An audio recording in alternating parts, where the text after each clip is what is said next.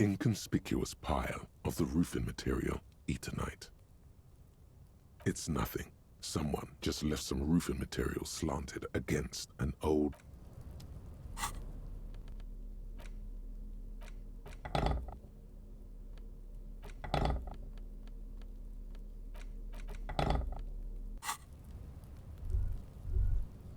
An inconspicuous pile of the roofing, because it's nice and orderly. Well-laid pallets. No, there's more to this. You get this strange. Hard to say. It's gone now. Feelings pass, you see.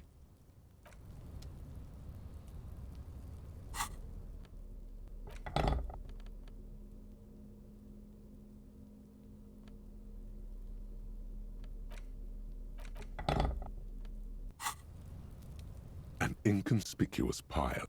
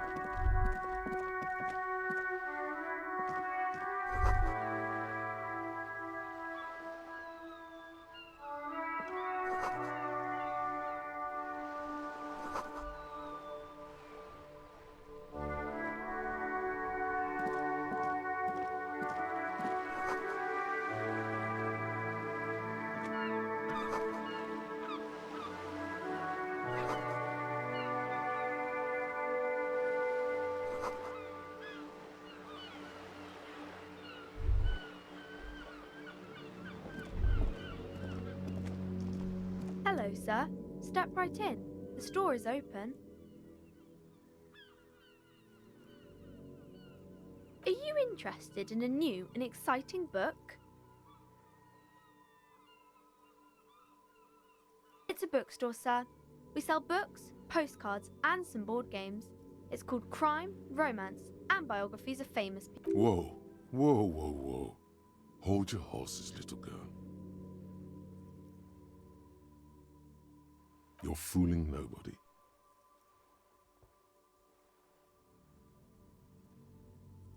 Sir, are you okay? You've been standing here silently for a while now. Okay, sir. I'll try to answer any questions you have. I hope they're about books.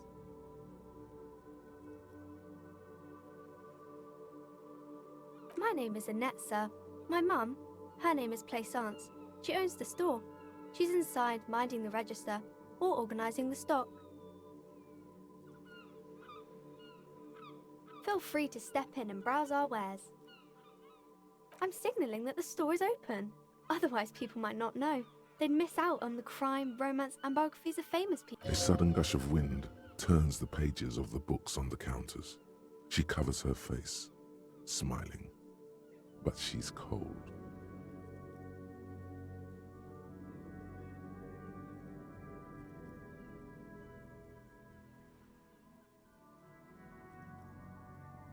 Kind of you to offer, sir. What could you do to help her anyway? Thank you, sir. I'm happy to help Mum out with the store.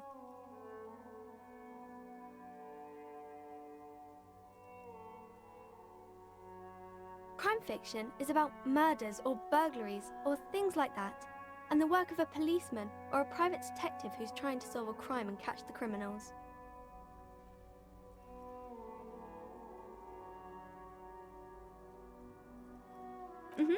And it's kind of like a puzzle too. You can guess who the criminal is or how the good guys are going to catch him. You don't look much like a policeman.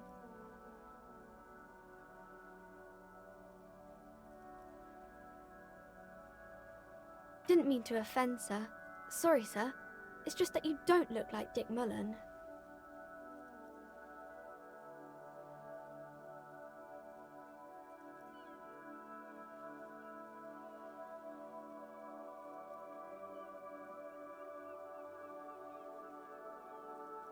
She looks at Dick Mullen, frowning. Dark, arrogant, violent, likely overcompensating for something. That's not a healthy look. Muscles get bigger, heart grows weaker.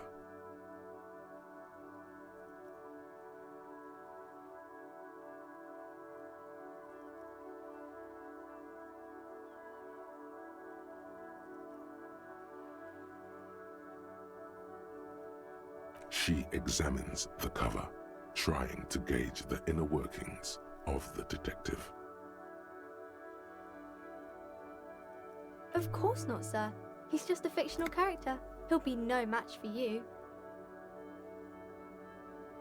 Maybe you can show me some real police work, sir. Like in the books.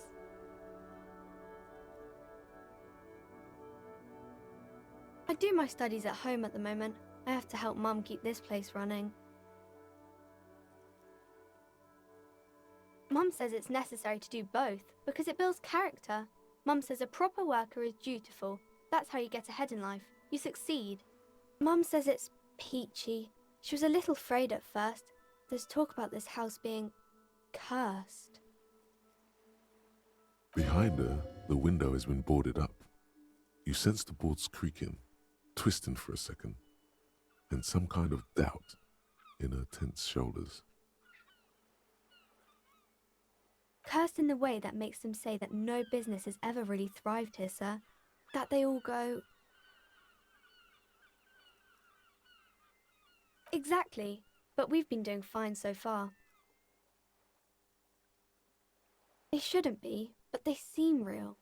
Anyhow, they say that these grounds are doomed for businesses.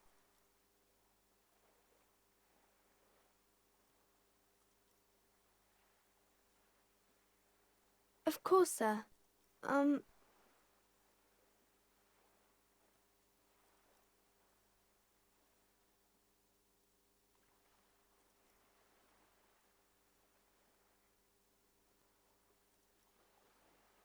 No, sir, I can't. It would be too tiring to refrain from it. It's already tiring enough to remember to say it all the time. It's nice of you to say I could stop, though.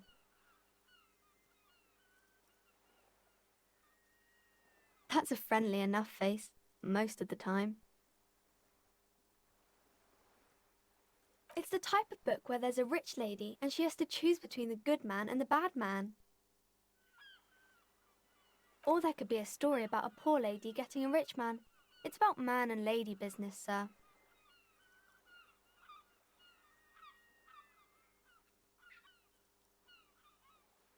It happens, but usually the guy gets rich in the process. Or should actually be rich himself, but has lost his family property unjustly, like during the revolution or something. Those are unhappy books, for most of the pages. People sad about what they have lost, but then it all turns out just fine in the end. That's really not a proper romance story. That's more like everyday life. Not in romance books, sir. These are about nice and pretty people, and everyone is happy in the end.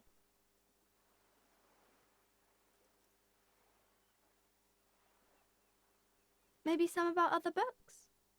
Oh, kings and queens and generals of old, or artists and writers, or musicians, those kinds of people.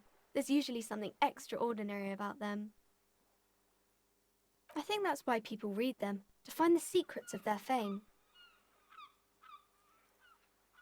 I don't know about that, but I imagine life is great when you're famous. Why would they do that, sir?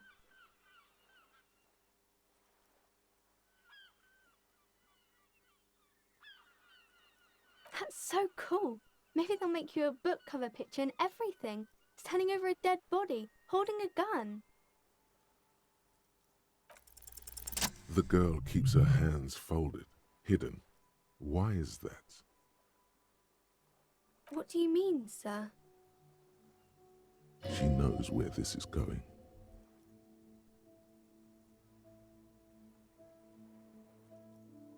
She looks around anxiously. Her hands remain folded in front of her. She doesn't. The lieutenant stands by, looking at the two of you with a facade of true professionalism. He is far more intrigued by the situation than his poise reveals. She brings out her reddened hands, her nails frayed, nearly chewed down to the flesh. And you knew this from me keeping my hands folded?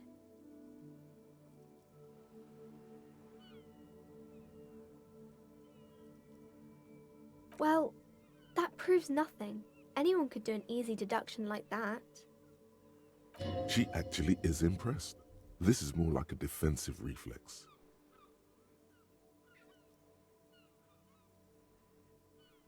You're quite sober. The lieutenant does not flinch at the comment. He does not flinch even a single bit. He is intensely not flinching. It takes effort. I sure hope you are, sir. There she stands, swaying on her feet, assaulted by the early spring breeze. She smiles at you. The whole situation suddenly feels familiar, somehow. Because you know each other. She's been talking to you so openly because you've talked before. Yes, I stand in this spot all the time. You've been running around all week without your shirt on, sir, apologising to everyone. I don't really understand what you've done wrong. Of course, you've stopped by a few times.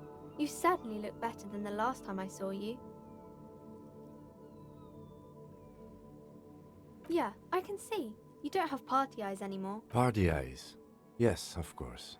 That makes sense. I'm not surprised children have seen you running around with party eyes on, he thinks. Not at all. You know, like a cat in the dark, all big and wide-eyed. It certainly looks odd on a man. The swiveling eyes of a loony drug addict. That is what she meant. You were Fuck yeah. You should get some party eyes right now. Snap those sequins on you, boy.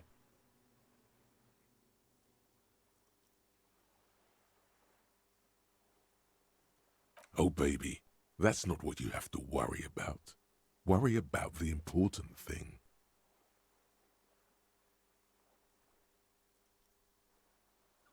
I didn't know I had to do that.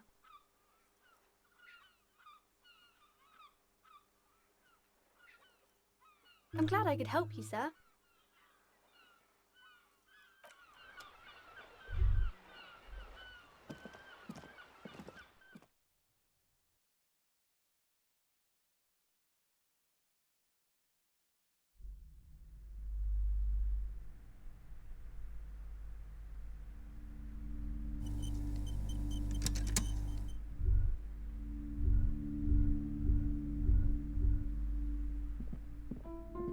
The display rack is brimming with worn paperbacks featuring an extremely muscular, sword-wielding barbarian on the cover.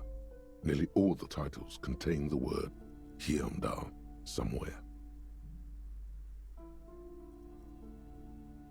Rows and rows of Hyundala men blur your vision. You make out some titles. Man from Hyundai and the Mammoth Riders.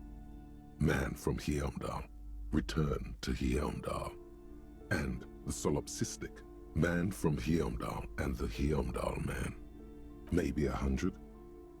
Man from Hyundai and the sages at the end of the world. Man from Hyundai and the false god. Man from Hyundai and the scorched earth. Man from Hyundai, the Hyundai colonies. Man from Hyundai and the swamp beast. Man from Hyundai and the snow crabs. Those snow crabs are worse than they sound. Not even close. Man from Hyundai in hell. Man from Hyundai and the forest of slaves. Man from Hyundai under the lake. Man from Hyundai, Hyundai burning. There's even the Trial of Death, a Pastanal combat gamebook set in nothing of interest. Only silence and the cosmic background pain radiation.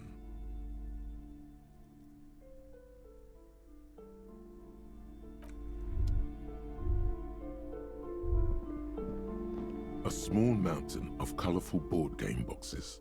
There are numerous types of games for all ages. A lot of shelf space seems to be taken up by Wirral-related merchandise. An endless variety of source books, lore books, and codices litter the table. The topmost book is titled, well, there's also a large hardbound tome with intricate cover art, The Hunters of Catawak, Boreal Creature Compendium, and a Pick Your Path adventure game book titled Tales of Wirral, Cavern of Velkrag. There's a box that says Wirral, 3rd edition Mega Setting Supplements Module. The side panel notes, a fantastique adventure board game. Nonsense for anemic Beano-clads.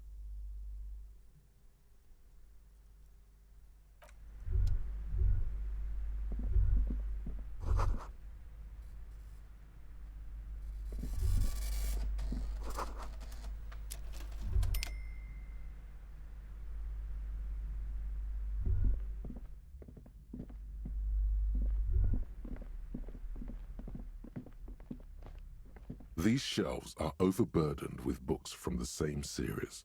You see the name, crime fiction, is a disgrace. An asinine misrepresentation of the physical attributes. These books greatly overstate the excitement of police work, glossing over how long it takes to actually follow up on leads and furthermore, they have no idea how hard it is to simply remove a body. What's more, they completely ignore the psychological hardships of year after year coming into contact with people. Not a single mention of all the stress this work creates upon the officer's family. Detective fiction just doesn't tell the truth at all. Now, would you like a list of all the books found on the shelf?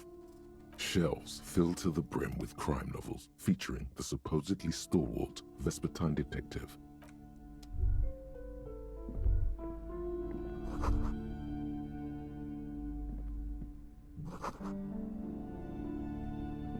The plaque on the shelf reads, Biographies of Famous People.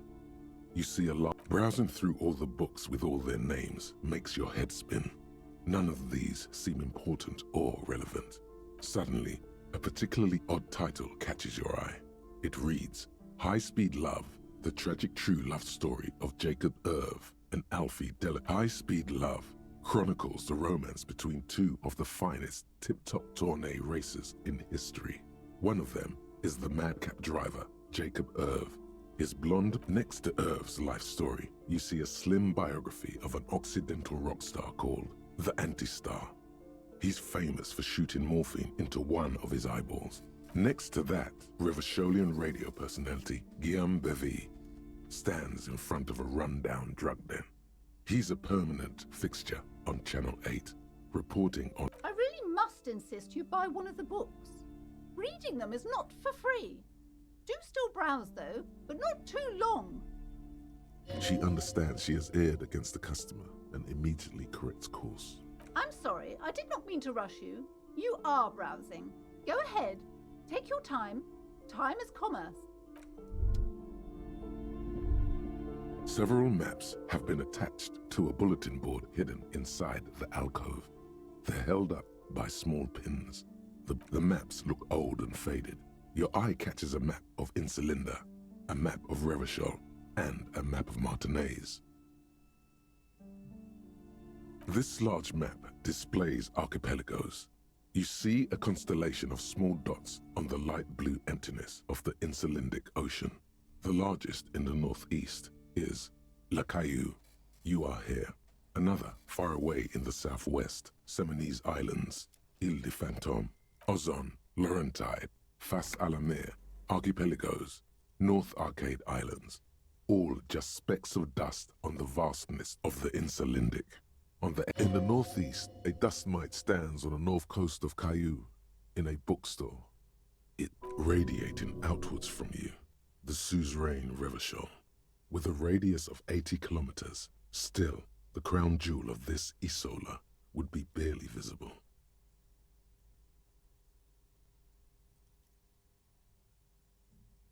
The ocean breaks apart into a tangle of cosines and azimuths, all pointing into pale nothingness.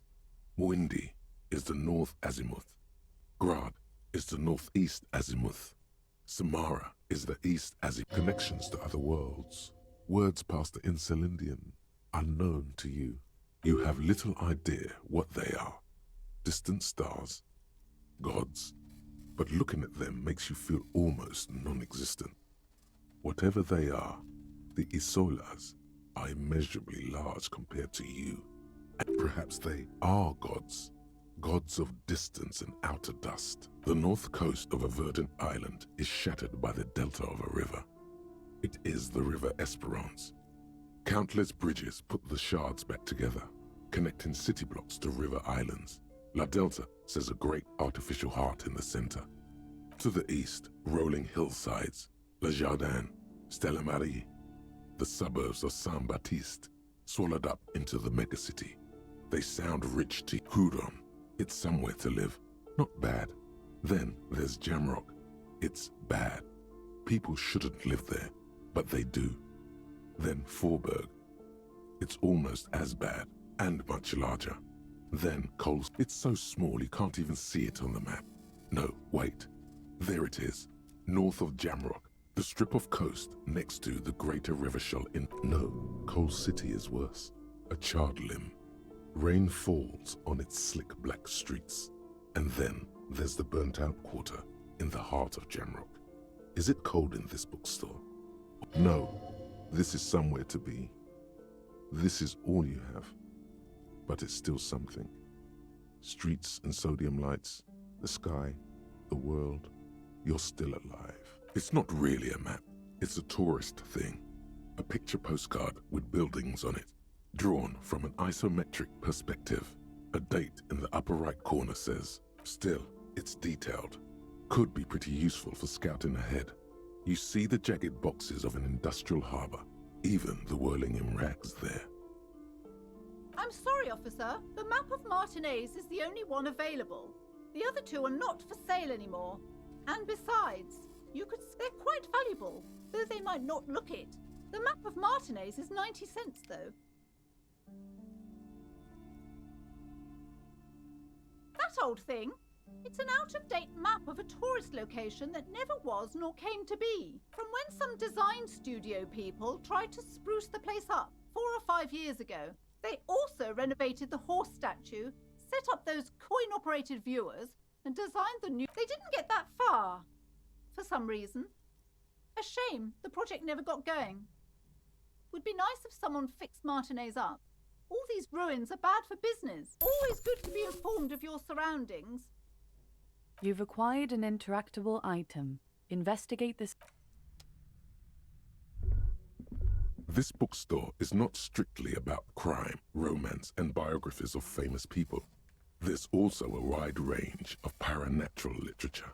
Amidst the various books, you find one written by someone named Matthias W. Dundas. The point of the book, and many others on this shelf, is to give people medicinal advice in situations where they don't have access to paid health services. Various paranatural books still litter the shelf.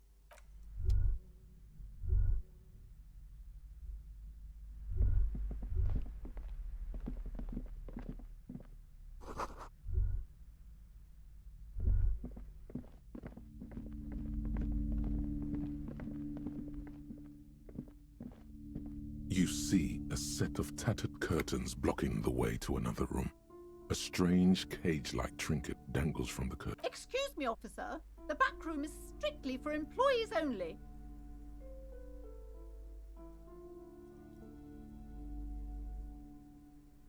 Nothing. Now please go back to browsing the books. Don't you feel compelled to look at the books? The books are... Oddly enough, the more she tries to draw you away from the curtains, the more alluring they become.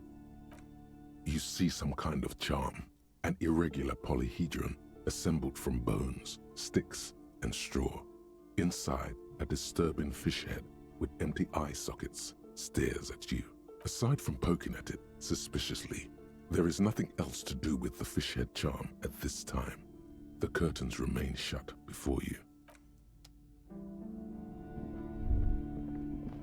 Welcome to Crime, Romance, and Biographies of Famous People. Be welcome And please take responsibility for the energy you bring into this. A golden pendant hangs around the woman's neck, in the shape of what looks like a tiny fish head trapped in amber.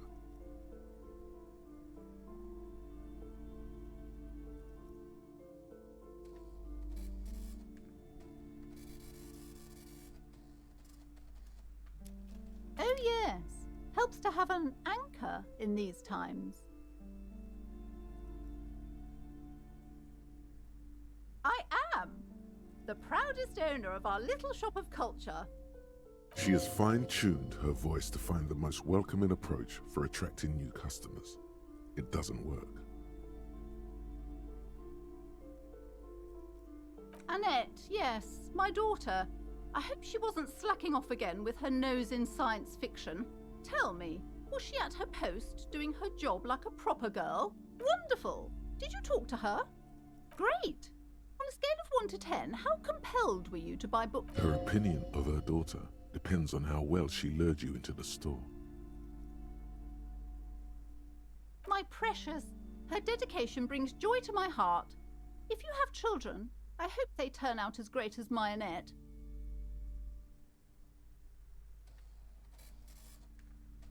As a young girl should be, with the proper attitude, she'll have a bright financial future.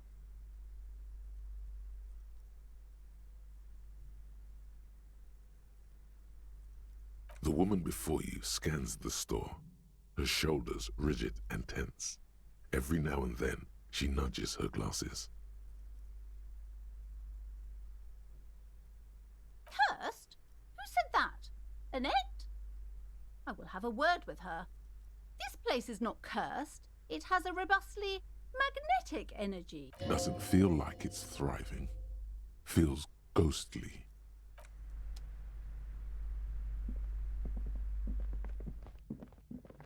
The curtains, tattered with age and covered in dust, hang before you, as if...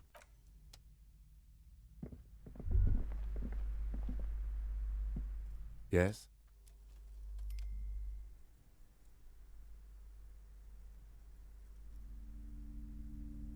Me?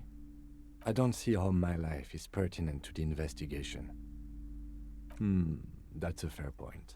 All right, for the good of the investigation, what do you want to know? That's because I'm half Seolite, or quarter. My father's father was from Seoul. So was my grandmother, but from my mother's side. It's not an interesting topic. It's a part of the world, officer. A geopolitical entity and a geographic division. I told you it wouldn't be interesting. You're barking up the wrong tree. I don't speak a word of Seolite. I've never met either one of my grandparents, and I've never been to Seoul.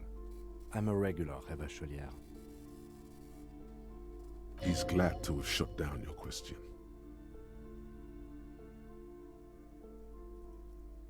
What do you mean? I have no idea what you're talking about.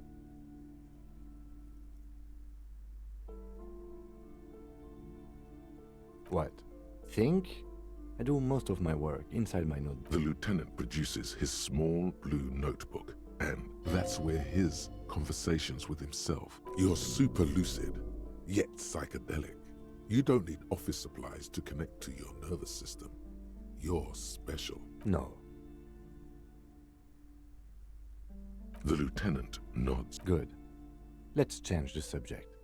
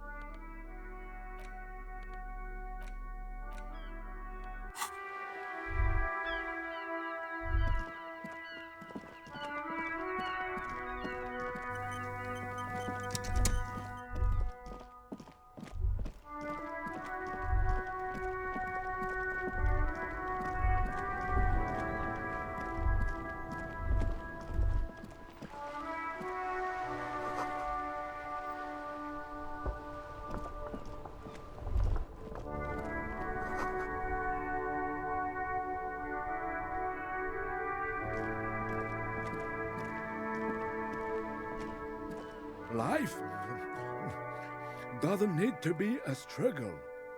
I'll be with you in a moment, officer. Let me just finish my sandwich. Have you no shame? Whining about your back every time you bring out the measuring tape. René, you're a man with a fork in a world of soup. Please, let's just try to enjoy the game, all right? I'm trying to, but you keep breaking my concentration. You're old. I can see that. We're both old. Now stop grabbing your ass like it's a girl. These manly men are playing balls. This is a ball game. Grab a ball and play it. Don't ask questions.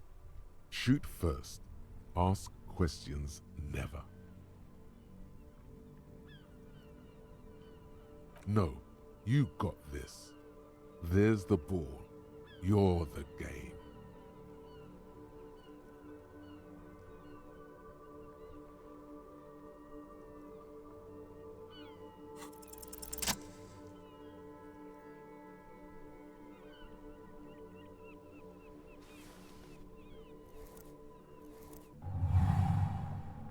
You are immediately surprised by the ball's lack of weight. No matter, you'll make it work. God, this is right. You feel the familiar tremble of excitement and adrenaline that precedes every victory. Time as frozen.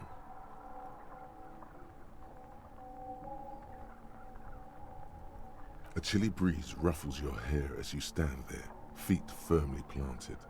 All sounds, smells, even the wind, everything fades until the only thing left is the union of man and ball. The cold metal ball is surprisingly smooth against your neck. It has a pattern on it, probably a sponsored ball. Yours would only be covered with bumps of learning and scars of victory. Already your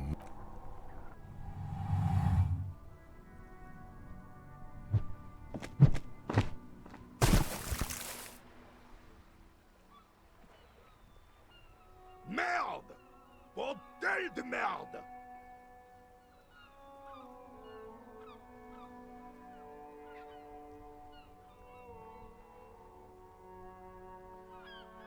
What the hell is your problem?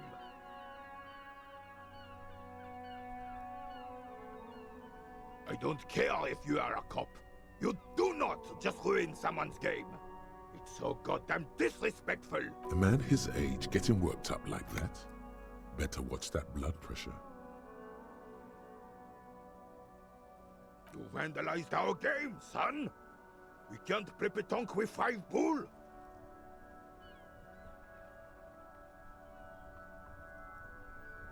Well, it damn well isn't. It's pétanque. You ruined a pétanque game. We want our bull back. Take it easy, René. This is just a misunderstanding, isn't it, officer? No harm done. Of course there's harm done, you orange slug. You owe us a goddamn bull.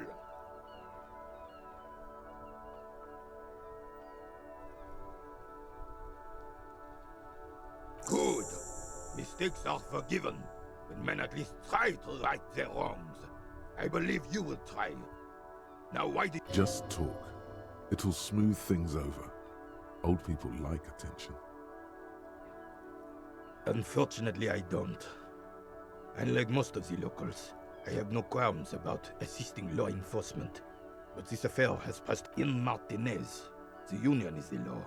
So can you really blame them? Cop is a pejorative term. I don't have a problem with policemen. On the contrary, I admire the effort. If I knew, I would not be afraid to tell you. I simply don't. I'm an old man, not a coward. This is a man with a lot of past, but little present, and almost no future. Yes. The terrain here provides an interesting variety to a familiar game.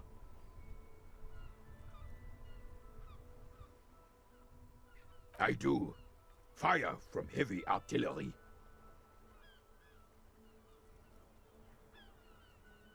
Why what? Because that's what happens when communards hijack your country. execute your supreme leadership, and turn your capital into a slaughterhouse. You use heavy ordnance to clean up your home.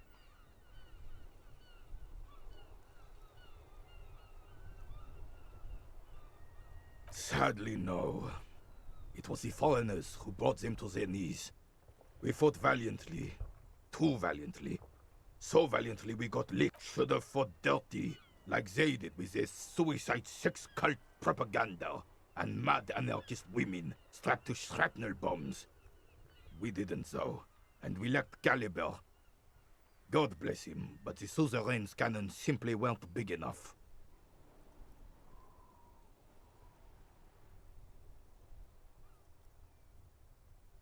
Because this place is a damn beachhead. Had to soften the commies up first. Yes, the military coordinated amphibious landing to take back Revachol. He finds your lack of historic knowledge troubling, a sign of mental deterioration. Martinez was used as one of the 3 footholds in Revachol during Operation Deathblow in 08. The other 2 are off in Stella Maris and the Delta.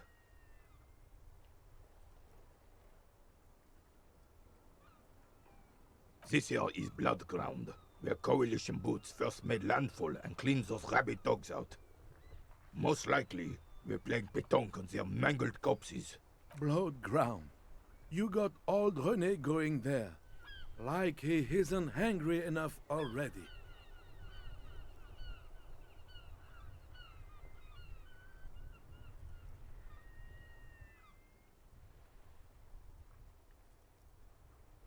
Damn right, son. They laid the fire of hell on the city before they stormed it. And it worked, too. He approves of this radical approach. The rest of the city got cleaned up, but Martinez they keep as a monument. And now the Union Socialists are practically running the place. Well, it's your own damn fault. You, we, the Coalition, Revachol, whoever you want to blame, never finished the job. You don't even begin to truly understand the players on the table, let alone the specific circumstances surrounding the... What do you think?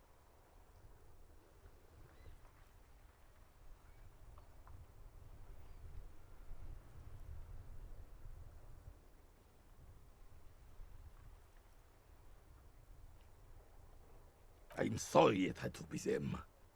After 8 years of fighting those hyenas, boiling cats for food and drinking piss in the mountains,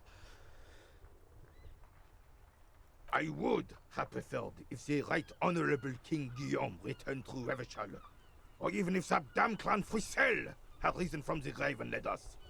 Sadly, This royal failure weighs heavy. instead, all that is just, holy, and beautiful in the world was wiped away, and now it's neon signs with toothpaste ads everywhere. Foreign influence peddling garbage and stupid music on the radio. This is just what the commies wanted. This was their plan all along. This is what they wanted to replace the role of the suzerain with. A true king in both blood and mind led Revachol before Frissel. He would have been better, but the damn commies drove him into exile. The suzerain is the king! Has everyone forgotten already? They've forgotten all. Soon, they will forget everything. Him too. Then he chooses anger. It's no use talking to you. You were still in Daddy's balls when it happened. When we took our last stand against the filth and rode the cavalry straight into gunfire.